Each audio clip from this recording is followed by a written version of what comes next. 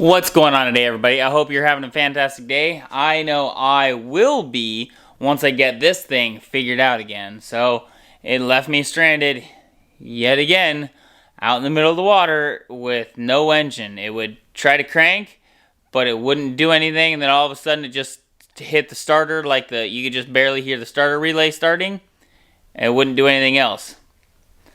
Well, I think I've narrowed it down to the start-stop switch up on the handlebars.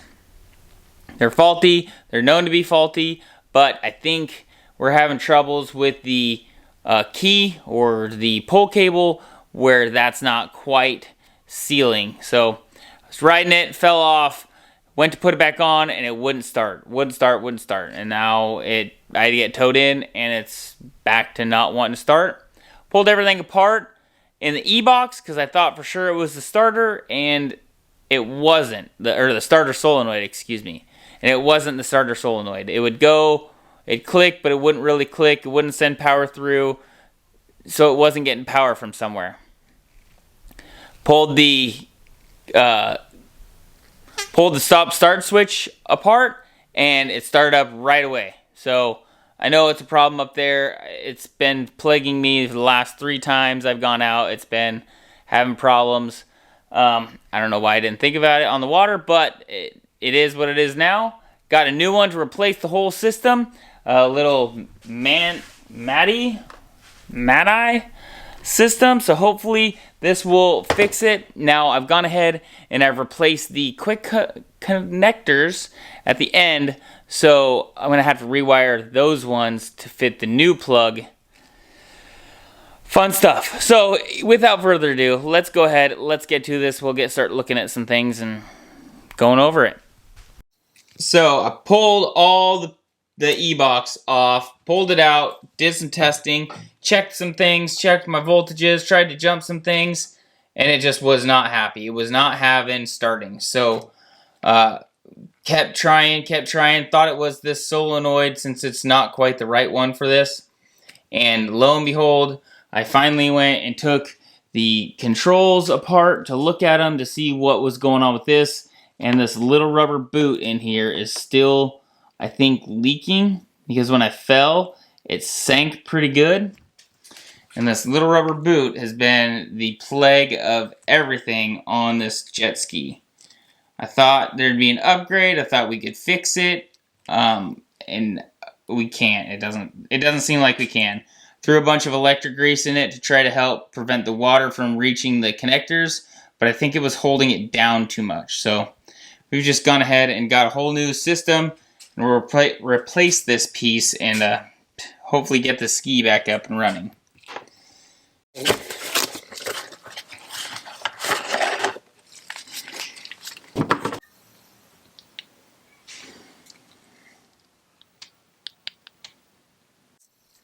It's worth noting that the old one is very thick and hard to push, and that ultimately might be its downfall, but this one is very, very thin and easy to push. So I'm kind of worried that this one's just going to fail again too. Looking at it closer, I don't know if you'll be able to see, but it also looks like it's probably 3D printed. So I wonder if I could just get the printer out and 3D print a couple of these boots.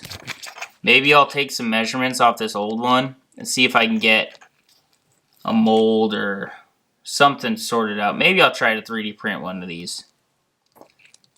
We'll see.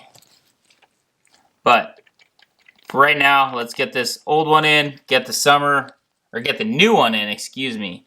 Get the summer over with, and then we can start tinkering with things, because it'd be nice to switch this button to this style button and just change it to hopefully work better. That'd be nice.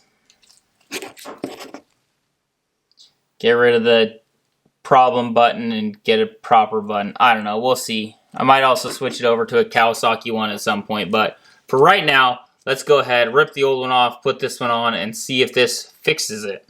We'll go ahead and start by taking the 2 8s out for the chin pad. Get the chin pad removed so we can get to the mounting stuff for the wires underneath, and then we'll take the other side and pull it all the way out.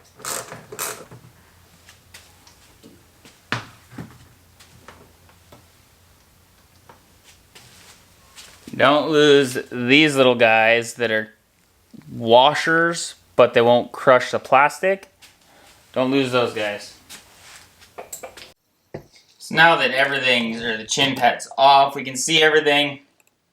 I've got my little launch control button right here set up to run down. I'm going to cut those zip ties off, and then it's down, just down through the tube here. Nothing too exciting. We'll go ahead, get those cut off, ready to pull up, and then we'll get ready to pull everything up from the bottom, get the disconnect, which will be over here on the right side underneath the carb, get that all unhooked, and then pull it all out through the neck and up and out.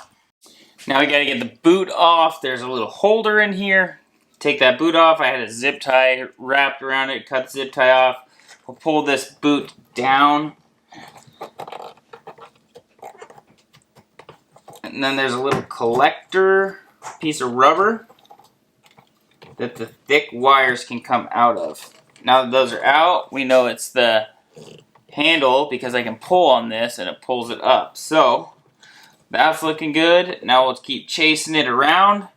That's it's not quite ideal. So I was looking at it and I don't think that the new one is quite long enough. So if I go ahead and run this generally from the top down, it ends right here, right at the fuel tank. Now it needs to keep going another 2 feet back to here where the E-box is. So that's not good.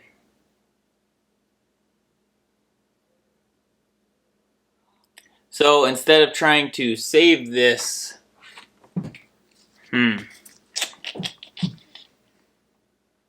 well, I want this whole new apparatus, and I have to add the wires together at some point.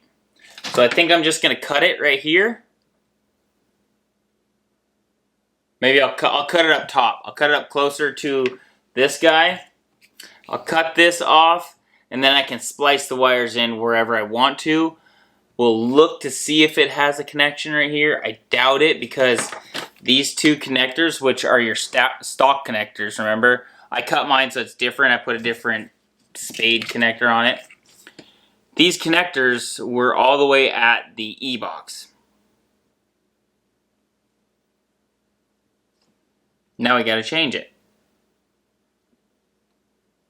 Not the end of the world, adapt and overcome, but if I could, I want the connections inside the tub here, because this is going to be, if it rolls over, this is less likely to be wet versus the handlebars. If I put the splice in the handlebars or up in the top somewhere, it's most likely going to be underwater at some point. The engine has a suction, it'll be less likely to be underwater. I'll put waterproof connectors on it, but still, we'll put the connection down here. I think is going to be our best bet. So I'm going to get to pulling this out, and we'll start looking at it to see what we need to do. Thought that was going to be a lot easier than it's turning out to be. So let's go ahead and start doing something. And down the rabbit hole we go. We're getting rid of that fuel cell so I can get a better look at what's going on. Thought it'd be easy. It's turning out to be a pain. So, yay. So, here's the trouble that I'm facing is I've got the new and the old one here, and if we chase the ends all the way out, we could see that the new one ends about there, and the old one is significantly longer than the new one. So somebody messed up when they were ordering and ordered for a wave runner and not a stand-up. So now we get to go through and modify the new one to have wires to go all the way to the old one. Well, that was a silly mistake, but easily fixable. I am going to use the old sheath because it's longer, and that will protect it from water more and get it into the bay. That's all it really needs. So we're going to go ahead, solder up some wires, and connect these to make the new one as long as the old one. Rookie mistakes. Well, that was definitely not worth the savings of, I think, $5 that I was trying to save. The Wave Runner one is way shorter than the Superjet or the stand-up. Now we know, order the stand-up one, because that was a whole bunch of extra work that I didn't need to do. But now we got the wires long enough and it ran down. And we're getting ready to do the next step of this. I've gone ahead. There's a little nub right here that you can cut out or you can drill a hole in. I don't want to drill a hole in my bars because I don't want water on the inside of the bars as much as I can help it. So I gone ahead and just shaved that down a little bit, made it so that they go on the bars, because the factory ones have a little dimple in there that peg goes in so it doesn't slide. Now we've got that installed. Let's go ahead, put the clamshells together with the 2 bolts, and hopefully that will work. I might have a little bit of shaving to do. The bars are a little bit bigger than the stock ones. It's the nature of the beast. Gone ahead, got some sandpaper, just sandpaper it out. It's easy enough. So let's go ahead, make sure this is a nice tight fit, and then put it on there. Okay, so I just finished plugging everything back in. I pulled my wire loom apart and it blew apart on me, so I had to rewire a couple little things, but gone through, we've made them sturdy again, just hooked everything up, got the e-box put back together, got that placed back. I got everything kind of sorted. I cleaned some stuff in here.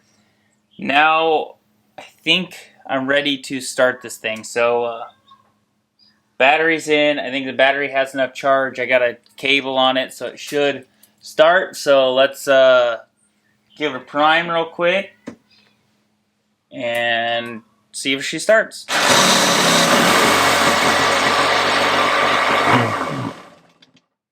She starts!